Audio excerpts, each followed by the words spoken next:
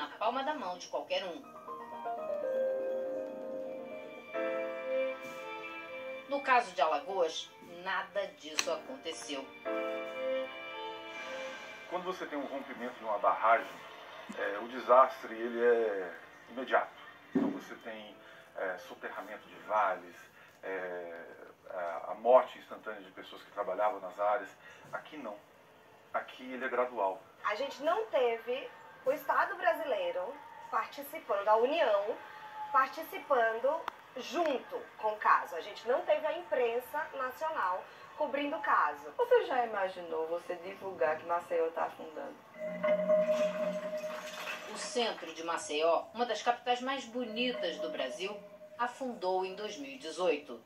Pelo menos 5 bairros da capital de Alagoas foram atingidos por um tremor de terra provocado pela mineração de salgema a 1 quilômetro de profundidade. Quem cavou debaixo dos pés das pessoas foi a Braskem, a 6ª maior empresa de petróleo do mundo. O desastre afetou diretamente pelo menos 55 mil pessoas. Mas a cidade inteira sofre até hoje com o afundamento da área. O preço dos aluguéis dobrou e o trânsito ficou caótico. As grandes vias de Maceió, elas estão com trânsito muito intenso e as pessoas não percebem que isso é consequência, de fato, dos bares de afundamento. Mesmo assim, o desastre não é assunto na mídia. Saiu uma nota ali, uma nota ali. Ele não teve um acompanhamento. Quando não tem isso, a gente não tem uma pressão externa. Mas a Braskem investiu muito na divulgação da própria marca. Na internet, a publicidade passou a dizer que a empresa se preocupa muito com o meio ambiente. Eu acho engraçado o site dela, que ela diz, a gente faz parte da solução. Ela não diz que ela é o problema, mas ela é parte da solução. E ela coloca as ações todas que está fazendo em Maceió como se fosse um grande benefício que está se colocando para Maceió, quando na realidade ela tem que correr atrás dos prejuízos que foram feitos. Mas o investimento mais pesado em autopromoção veio em janeiro deste ano.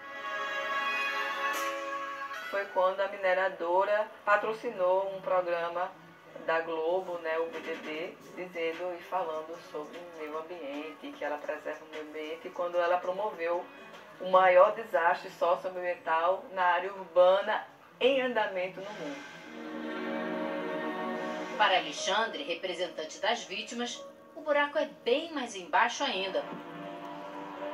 Esses tentáculos do capital multinacional de uma mineradora que é a 6ª maior do mundo, a maior das Américas, ele começa com a manipulação de dados e de autoridades no âmbito da fiscalização. Uma geóloga foi lá na frente e disse que desde 1995 já havia registros de deformação nas minas de salgema. Se desde 1995 havia registro de deformação, portanto, havia o risco de desabamento, por que o IMA e a Agência Nacional de Mineração não emitiram nenhum alerta para a comunidade que poderia ser afetada por isso? O que chamou a atenção é que em 2019, depois do terremoto, portanto, depois que o crime da Braskem veio à tona, somente aí a Agência Nacional de Mineração começou a cobrar os relatórios de estabilidade, os SONARES, começou a cobrar todo um conjunto de monitoramento, de relatórios de monitoramento. Por que a Agência Nacional não tinha esses relatórios antes do terremoto de 2018? E se tinha, o que ela fez com esses relatórios? A Evelyn é coordenadora do Observatório Caso Braskem e chamou a atenção do mundo para o problema. A gente já tinha conversado com alguns políticos, falando, vamos abrir uma CPI da Braskem? Eu fui entendendo que no Brasil a gente já não ia conseguir muitas coisas. Comecei a estudar como é que eu vou conseguir fazer incidência internacional. E aprendi como fazer incidência na ONU.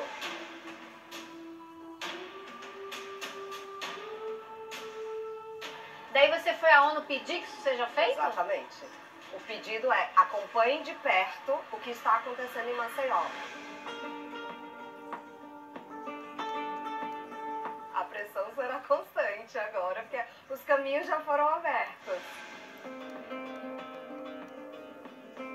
A gente precisa ver esse desastre da mesma forma que a gente vê Auschwitz, da mesma forma que a gente vê a escravidão, da mesma forma que a gente vê, enfim, Hiroshima.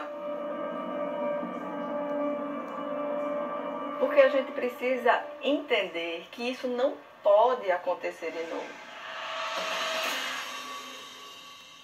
No próximo episódio, a tradição cultural alagoana também pede socorro depois do desastre da Braskem. Eram grupos que usavam os espaços públicos para ensaios. Então essa praça ela era lotada de gente dia e noite, 7 dias da semana.